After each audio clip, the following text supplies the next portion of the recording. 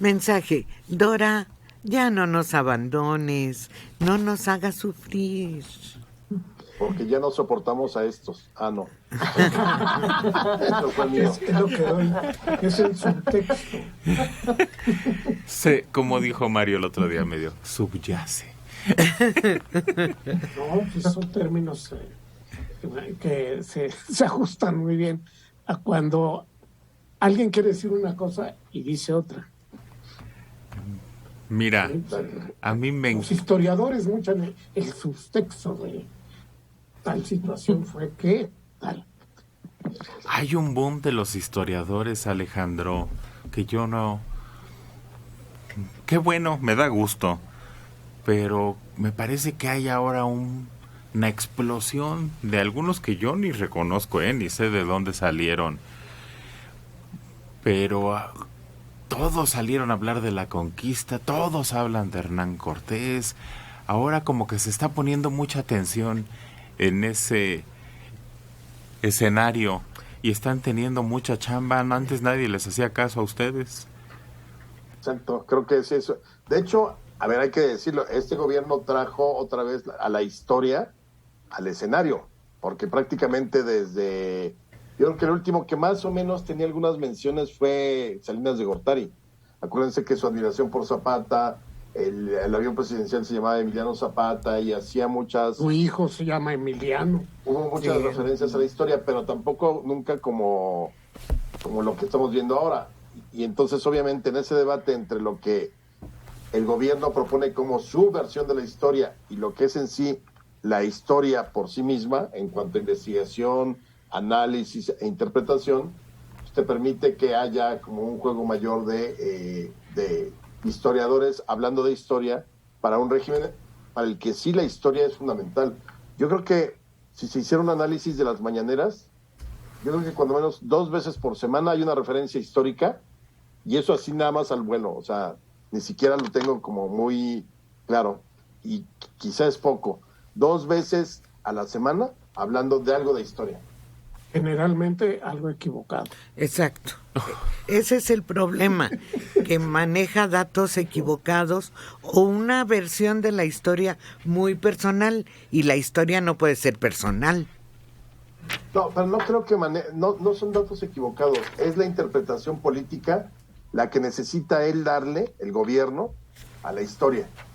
Y no, o sea, yo sí creo que López Obrador conoce la historia, sabe perfectamente de qué está hablando, pero también sabe cómo meterla, digamos, a de su una modo. manera política. Exacto. Porque eso pasa con los historiadores que veo ahora. Tienen completamente visiones distintas de hechos. Porque por eso Alejandro es divulgador. El dato es este. Creo que esa es la diferencia, ¿no, Alejandro?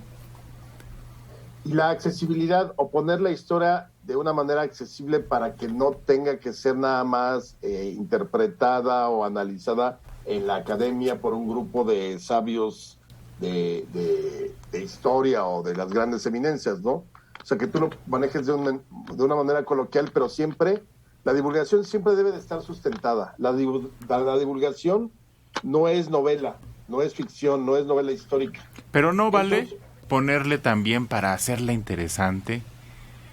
Se vale, quizá en la narrativa sí, pero no inventar. Es decir, yo puedo imaginar, los españoles iban sudando a los 40 grados cuando llegaron a Veracruz y de ahí partieron hacia Tenochtitlán. Seguramente ocurrió, no estoy inventando, porque es lo más lógico, el cuerpo humano suda. Ahí no distorsiona la historia, pero si yo de pronto digo, no, entonces Cortés se detuvo y mandó construir una casa en esta zona y no sucedió, ahí ya estoy haciendo ficción. Bueno, pues a mí me gusta un poco. Mi maestro más querido de historia, el único que recuerdo es más, era uno que estaba re loco y nos platicaba la historia así, ¿no? Como si fuera una aventura, como un cuento, como si nos estuviera narrando una película. Pero es que yo creo que se puede contar sin inventar. Sixto. O sea, es tan rica de cosas y de datos y de acontecimientos y de anécdotas que no necesitas ni siquiera meterle de tu cosecha algún dato inventado. Sí, así es.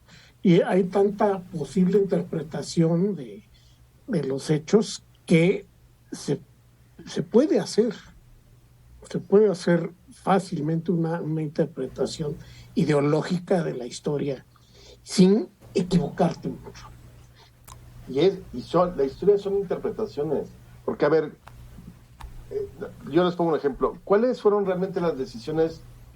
¿Por qué tomó tan malas decisiones Madero en los últimos días de su gobierno? Por ejemplo, su hermano le lleva prisionero a Huerta y él le permite seguir libre. Entonces, ahí, sobre esa pregunta, ahí es donde se interpreta. Habrá quien diga, no, pues es que era un ingenuo. Habrá quien diga que no, que sí creía realmente en Huerta, porque Huerta le había demostrado lealtad, etcétera. Quiso ponerle un alto a su hermano Madero porque era muy atrabancado, no sé, pero esas son interpretaciones. El hecho concreto es que lo liberó. Le regresó la pistola en ese momento. Ese es el hecho concreto. Al día siguiente lo apresó. Nunca vamos a saber las razones y ahí es donde entra el terreno de la interpretación. ¿Cuáles podrían haber sido las razones? Madero era un poco como Ana Frank y más de una ocasión lo dice. Todas las gentes son buenas. Hasta que demuestren lo contrario. No, bueno, tenía una frase que es muy bonita en términos de el romanticismo histórico y demás. Tenemos que ganar, tenemos que triunfar porque representamos el bien. O sea, tienes que ganar porque tienes un colmillo retorcido que dejas un surco en Palacio Nacional para que no te vean la cara. Se la vieron. Lo chamaquearon.